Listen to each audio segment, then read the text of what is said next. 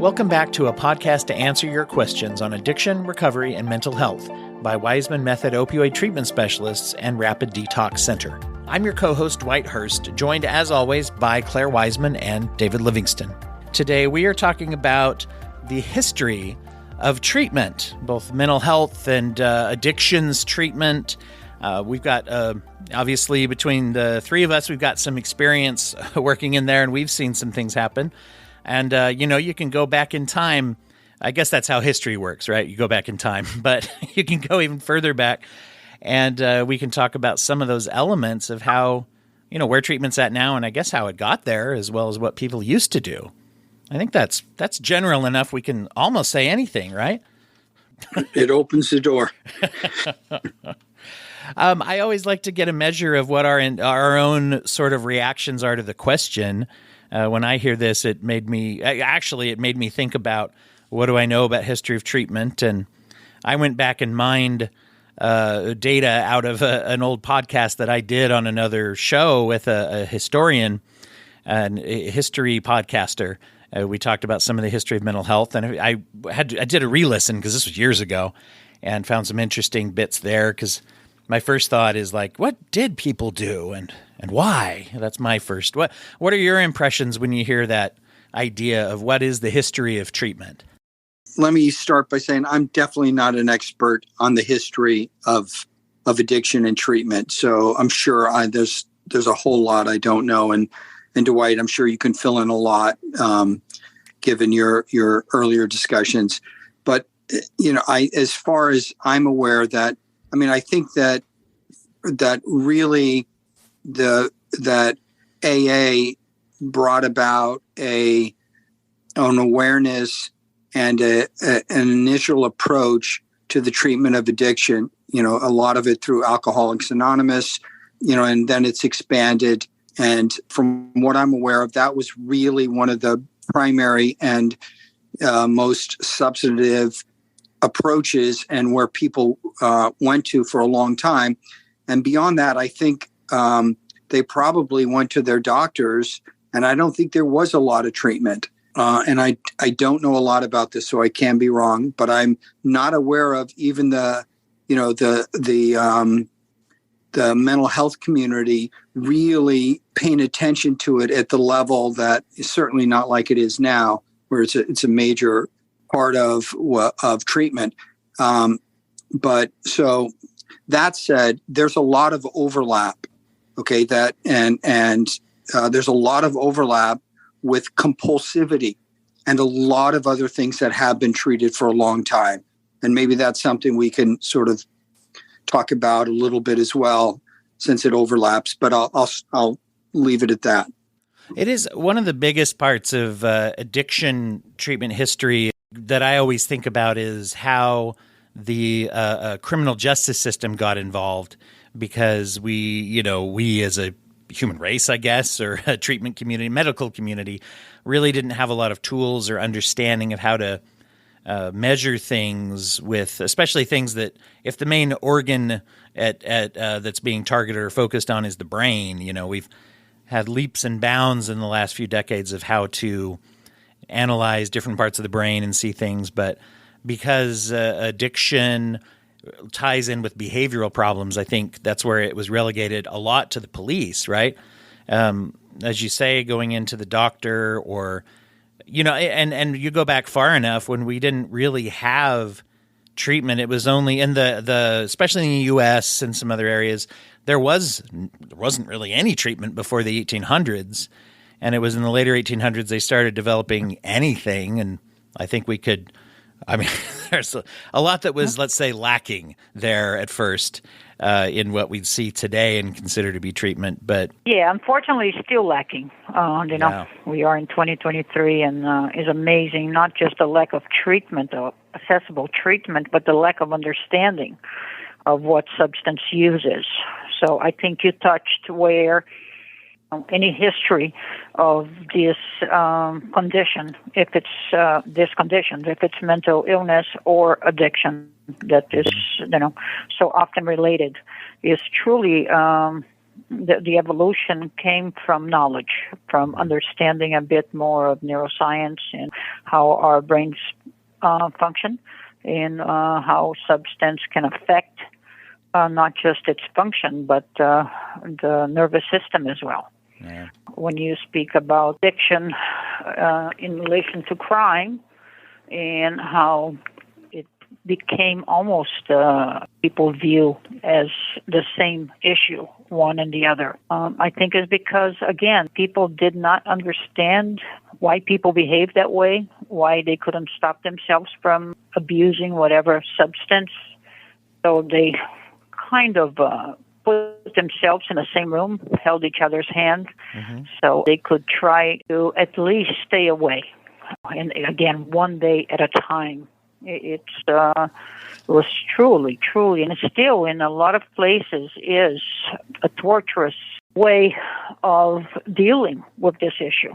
I think not just with depression, not just with substance use, with so many other mental health issues, medicine has come such a long way, where we can treat people, where we can block physical cravings, where we can reverse a lot of the mental conditions that leads people to use substance. So I think it all starts from diagnosing. Yes, self-medicate. Even just tying it in with illness. And I think people who are, especially young people nowadays, as there has been more and more emphasis on addiction and the disease model and understanding the connection of self-medication and mental illness, people may take it for granted that that's what it is, but it was, but it was not always understood that way. And, funny enough, when you go back to some of the early mental health, they had some knowledge that the brain in the head did something. And I don't want to make, I don't like when people try to make people who lived a long time ago sound dumb. I mean, they just didn't know, right? But they realized it did something, and there were some theories that basically that mental illness was caused by, and I don't mean to be silly, but a bonk on the head, sort of. If you got your head, injury. And at the same time, so that was, progressive in a way for back then, but also what we consider to be very regressive, that was still treated as a moral, hard work and, whether it was church going or whether it was whatever it was, becoming a better person,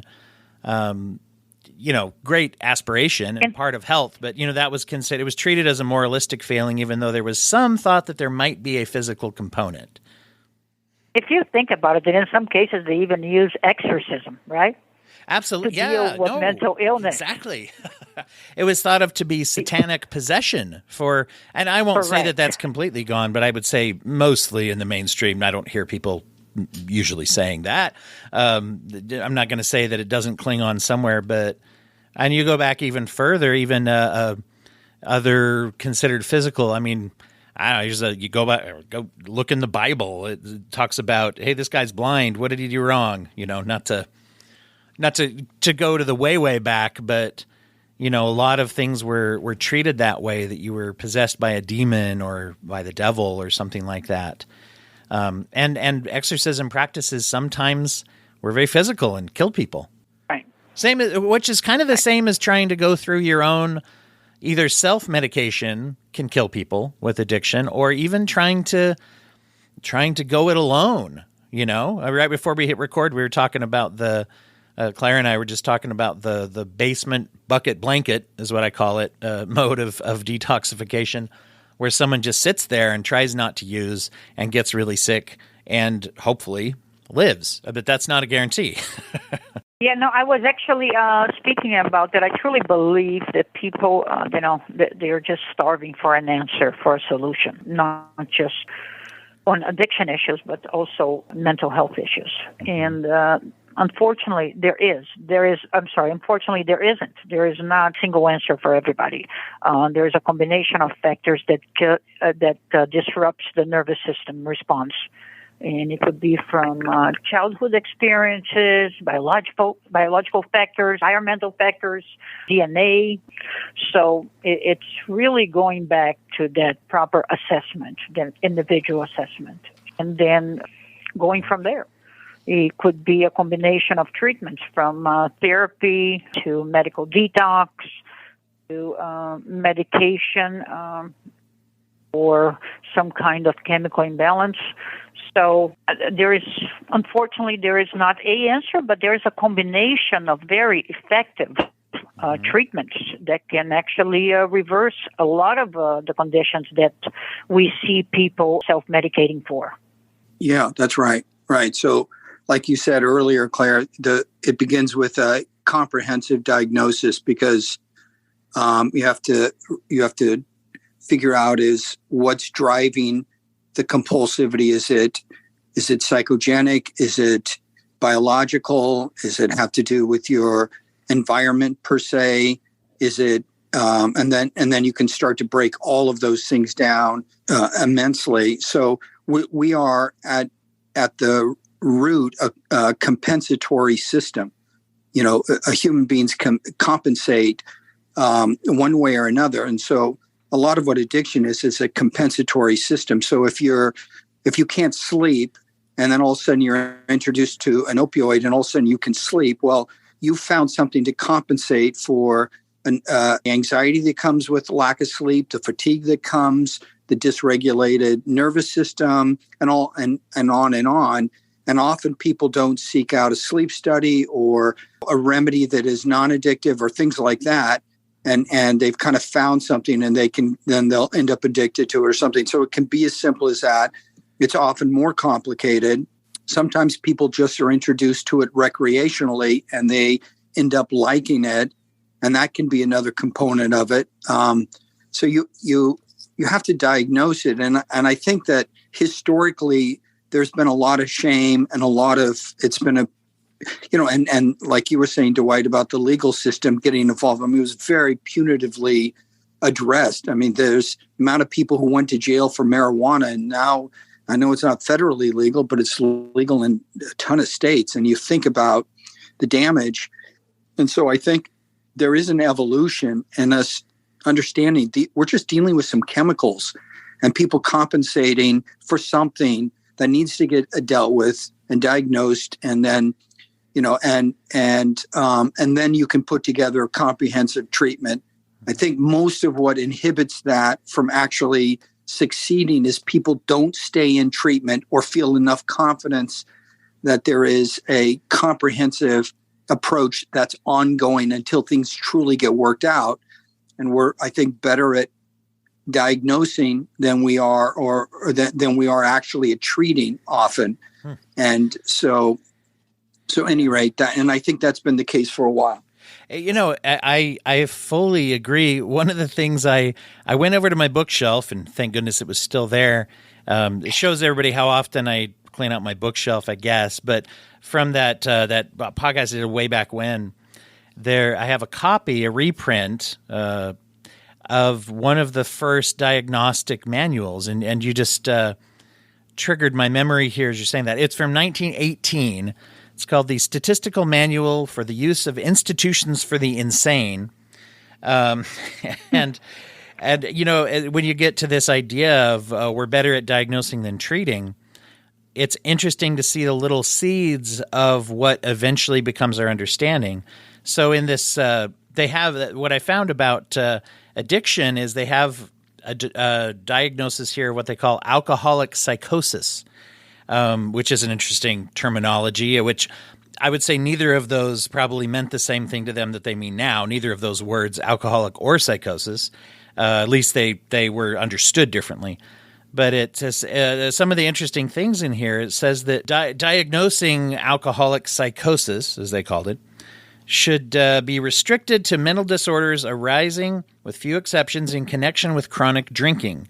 So you can see where they maybe had it backwards of what you're saying. First of all, is that the chronic drinking, the overindulgence in alcohol, as it's put here, is often found to be, here we go, here's what ties in, merely a symptom of another psychosis. So back then they knew that there was some regard for self-medication, and at the same time they couldn't help but call it, later on they call it a slowly developing moral, volitional, and emotional change in the chronic drinker as one of the symptoms, which once again we can see when we talk about some of the things now modern. There's little seeds of that there, but it still brings in this kind of like there's a moralistic perspective that's still there that ties in a lot with shame.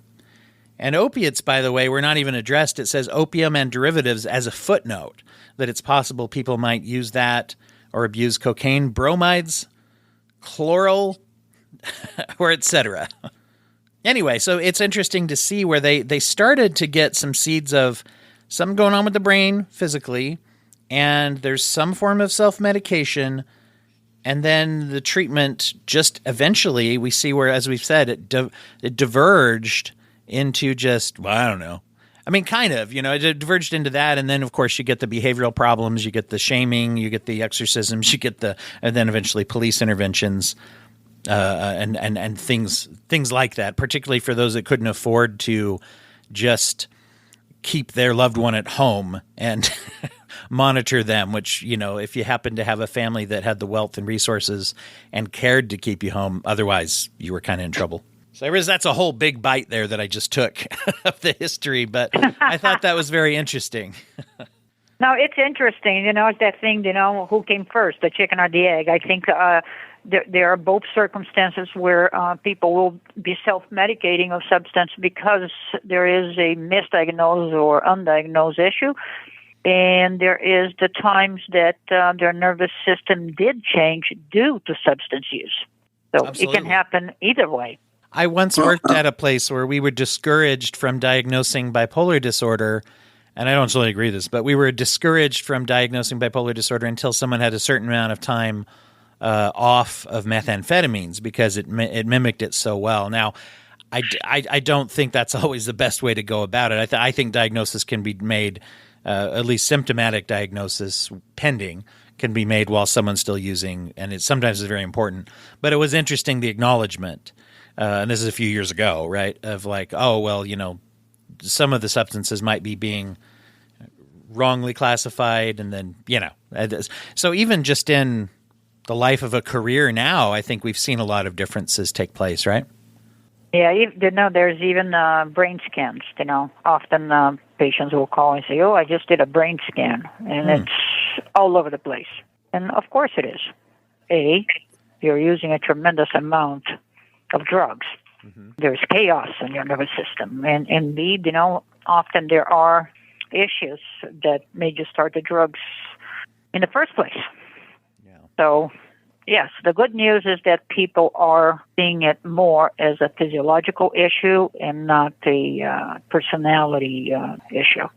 Yeah, one of the interesting, and this will be interesting when we look at modern residential or inpatient stays, which are generally fairly short, and you guys noticed that with Domus, but back this was somewhere in the mid 1800s, and so they started to have actual recovery communities where they would actually build little towns. One of the first ones was actually a town called Pilgrim Asylum in New York, and it was self-sustaining. The people operated, there's, businesses, bakeries. They had their own fire department. In fact, they were responsible apparently for sewing and putting together their own straitjackets, which were used then when people were in a psychotic episode. And so they had to do everything themselves. But one of the sides there is that people would live there for years, if not the rest of their lives. And so at the same time that they were encouraged to have a life, and they would read, they would fish, they would go on nature walks, they were encouraged to be healthy. At the same time, they were pushed over in this area and said, yeah, you go over there now. We don't want to have you around normal people.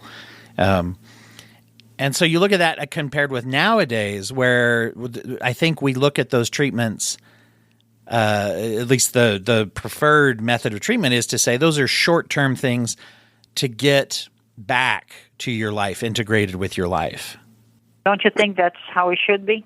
Oh, I mean, it makes sense. I mean, yeah, I'm much more a fan of not pushing people off to the side. But I think socially that still Right. happens, right? But hopefully the treatment is designed to get you back into your life. And well, I guess that's one of the reasons why we now do treatment. That's another change, is that we've relatively recently, you could say, decades and decades ago, started to treat the family system, that there's often problems inherent to relationships that can be triggers for relapse, right? And other things like that, to where when someone comes in, if their loved ones are like, fix this person's problem, a lot of treatments, modern treatments, are going to say, you come in too. Hey, step in to the office with us sometimes. And let's look at the whole system, not just labeling the person as a problem, right? If the family can be the reason for a relapse, so is work, so is the girlfriend, so is a friend, and I think we have to concentrate on treating the patient and giving them, the strength they need to walk the healthy path they're looking for, regardless of circumstance, and how to deal with frustration or sadness or any unwanted feelings without relapsing. Right. So, part of it, as you're bringing up, Dwight, is age dependent. If you're talking about someone who's younger or a child or something, then their family system is really a bigger part of it. And because they're dependent on that system largely until they're older. But because we work primarily with adults almost entirely, what it becomes there's triggers in the world always, which isn't to say that you shouldn't get away from them or minimize them or make sound judgment in terms of the pressures or the things that are upsetting to you. But so that's from the outside. From the inside, you also have to develop a capacity to tolerate ambivalence and be able to understand that within this world, there's things that we love and hate, and that will never change. So part of it is sort of moving, at a certain pace. So let's say someone's got a severe anxiety disorder, okay? Then you add a trigger or whatever that might be for them onto that. That can push them to the point where their ability to compensate in terms of their ego structure and what they can manage starts to feel compromised. So it's really, like we were talking about before, it's really kind of specific to the resources the individual has externally and internally, how much they can tolerate, and that varies a lot. And then really, I think people don't stay in treatment long enough. I really don't think so at all. And in fact, the evidence is that when you stay in treatment much longer, the effects and the prolonged effects are much better because there's a lot to get worked through. It's like learning anything. And so, I'll leave it at that. It's an old-fashioned concept to say that once you get off the stuff, off the sauce, or off the drugs, then you're good, right? And there is that idea, and it mostly I see that nowadays existing in the minds of non-professionals, thankfully, who don't know as much about it, right? But I think it helps the focus. What you're describing puts the focus more on, okay, let's assume I've been clean or not relapsing for a period of time, rather than leave treatment. Often it would be recommended to stay. And at that point, I have to start talking about something else. So we start to, if we haven't already, we have to start talking about, now what with my health, right? And we're going to address those underlying mental health issues. And and a lot of times, many of us find that attending to our psychological health, that's just another system. I should attend to my cardiovascular health, right? I should attend to all aspects of my medical needs. And then I think it puts that emphasis on, I'm getting some treatment for things. I'm maybe medicating appropriately, whether you mean metaphorically with behavior or literally getting medication prescribed to me. I'm not self-medicating anymore. I'm getting professional advice and feedback on that. And so you're right. I think you're absolutely right. It takes the emphasis off of just the substance as being the one thing that has done everything to me, right? It's been so overdone that the substance is The substance is the thing that, I say this all the time in our discussions, but it is the compensatory mechanism. It's not the issue per se. And that's a great relief. So once you're off, unless you feel exceedingly vulnerable to relapse early on and so forth, in which case you do have to pay attention to that and take a bunch of steps. And that can get complicated because there are some people whose the way they're built internally are at risk of impulsive and compulsive behaviors at a far greater level than others are. And that's often no fault of their own. It's just how they're organized internally. And so when that's the case, you take different measures. But regardless, you want to, the goal is to help to build a life you really like. So you want to protect it. And so you don't need to compensate.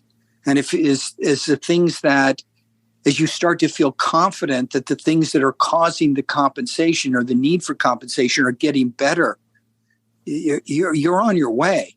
And that should be the focus, whether it's biological, psychological, and your environment in some way to be differentiated. I think, Dwight, what I don't know, David, I think what you're saying that I'm listening is instead of sustaining recovery, that is, the normal approach in the addiction field, is working on a productive and happy life. You're not sustaining anything, you're adding to it.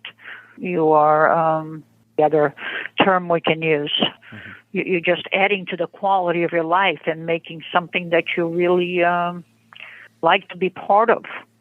Instead of just, I see it instead of a baseline or a straight line. I see it as an improvement, as every day being better for yourself, right? Absolutely. That your needs are going to persist forever. So when they say addiction model or the disease model, what I hear, and I hate the word disease in this because I think in one way it makes people feel like, okay, I'm not responsible for this. But in another way, it confuses the fact that our needs are not a disease, and yet they will go on forever. And so what we have to do is realize that fact and then get them met in a varied in varied ways that feel right enough to us. So if they're getting met in a whole bunch of ways, then all of a sudden our life feels good to us. The desire to compensate goes way, way down. So that's a treatment. When I think of a disease is, and I've said this before, like if I get a cold, the cold is happening to me. Okay, our needs are happening to us. My need to eat will never end. Okay, and my need to drink will never end. My need to have good companionship will never end. Okay, and my need to exercise, play, sleep, all these things, these needs never end. I don't like the word disease because they're not a disease. They're the lifeblood of all of us. But as these things are getting met well enough and we're feeling good in our life, then what's the need to compensate? So, any rate, repeat myself. Point. No, it's a really good point when, I think it also goes to show the evolution we're talking about, right? Because going back to, it's funny, this old manual of diagnoses, about, 75% of it is instructions on how to collect data. So there was a certain acceptance of not knowing what was going on that was true then. And I think we look at that and we see an ongoing evolution where, it was groundbreaking to say embrace a disease model, as we put it. And you're bringing it, I think, to that next step in evolution, which is to say, well, why don't we just talk about our needs, right?